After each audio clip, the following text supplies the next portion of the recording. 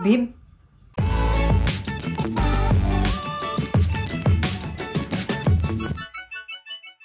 Assalamualaikum warahmatullahi wabarakatuh. Hai, welcome back to my YouTube channel. Salah nggak sih kalau misalkan kita kepikiran buat resign atau mengundurkan diri dari pekerjaan kita saat ini? Atau misalkan ketika kita kepikiran untuk resign, kita termasuk orang yang nggak bersyukur karena masih dapat kerja di masa sulit ini, tapi malah kok pengen ngundurin diri aja.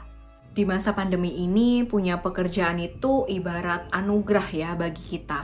Karena di luaran sana, banyak saudara-saudara kita yang justru kehilangan pekerjaan akibat dari pandemi ini. Tapi di sisi lain juga ada beberapa orang yang udah punya pekerjaan, tapi merasa nggak nyaman dan ingin mencari pekerjaan baru. Sebagian besar orang pasti akan merasa dilema ketika ingin mengambil keputusan antara resign atau enggak. Sebenarnya nggak ada yang salah kok. Karena setiap orang itu berhak menentukan pilihannya masing-masing. Tapi ingat, dalam mengambil keputusan tentu harus ada beberapa hal yang harus kita perhatikan. Kira-kira apa aja sih yang harus dipertimbangkan sebelum kita memutuskan untuk resign? Atau apa aja sih kondisi di mana itu adalah saat yang tepat untuk kita memutuskan resign dari pekerjaan? Tapi bentar, teman-teman yang mampir ke sini pasti dalam keadaan sedih ya, galau, atau mungkin bete karena mikirin resign. Sebelum bahas yang serius, yuk temenin aku maskeran dulu nih, biar nanti kita bisa lebih fresh dan lebih enjoy buat ngebahasnya. Nah ini dia, aku mau maskeran nih pakai dua jenis masker ini. Yang pertama Seriously Soothing and Hydrating Gel Mask sama Herbalism Mugwort Mask dari Scarlett. Aku tuh lumayan rutin maskeran ya, jadi seminggu sekali lah paling nggak. Karena kan capek ya, udah berhari-hari kerja, suntuk, butuh me time. Jadi biar memulai hari setelah liburan itu bisa jadi lebih fresh. Dua masker ini beda jenis varian dan pastinya beda fungsi juga. Kalau yang Seriously Soothing and Hydrating Gel Mask ini yang warna pink, dia itu lebih diperuntukkan untuk kondisi kulit yang kering, kusam, dan warna kulit yang tidak merata. Sedangkan yang hijau, yang Herbalism Mugwort Mask ini, dia itu diperuntukkan untuk kulit yang oily, kemudian yang ada jerawat atau beruntusan, atau kulit dengan pori-pori yang besar. Jadi sebelum kalian pilih nih, kalian bisa sesuaikan dengan kondisi kulit masing-masing. Tapi kali ini aku mau pakai kombinasi dari keduanya. Karena memang kebetulan di wajah aku ini, dia itu ada dua kondisi kulit yang berbeda. Jadi di bagian T-zone ini, dia itu kayak cenderung berminyak gitu. Cuman yang bagian pipi, dia itu lumayan kering. Jadi nantinya yang bagian T-zone aku mau pakai yang Herbalism Mugwort, sama yang di bagian pipi aku mau pakai yang Seriously Soothing Hydrating Gel Mask. Kemasan bentuk jar gini praktis banget buat dibawa kemana-mana. Juga bahannya tuh plastik tebal gitu loh, jadi nggak khawatir pecah waktu kita bawa traveling atau staycationan. Isinya juga lumayan banyak, di sini ada 100 gram. Sebelum maskeran, pastiin wajah kalian bersih dulu ya, jadi pastiin udah double cleansing sebelumnya. Nah, di area T-zone aku mau pakai yang hijau nih, karena emang di bagian ini kulit aku tuh berminyak. Dia udah ada pengamannya ya, jadi nggak takut produknya tumpah. Terus ada spatulanya juga, jadi biar mempermudah dalam pengaplikasian. Kalau yang hijau ini dia teksturnya kayak krim gitu ya, warnanya hijau keabu-abuan. Kalau kulit kalian itu ada jerawat, peradangan, merah-merah, itu cocok banget pakai yang warna hijau ini. Herbalism Mugwort Mask dari Scarlett ini, dia itu mengandung mugwort extract, terus juga bambu charcoal, green tea, allantoin, dan juga banyak yang lainnya. Terus buat area pipi, aku pakai yang pink nih. Dia teksturnya beda, kayak yang warna hijau. Kalau yang pink ini dia itu lebih ke gel gitu ya. Hydrating banget rasanya, adem. Kalau yang kulitnya kering atau kusam, warna kulit yang nggak merata, mantep nih pakai ini.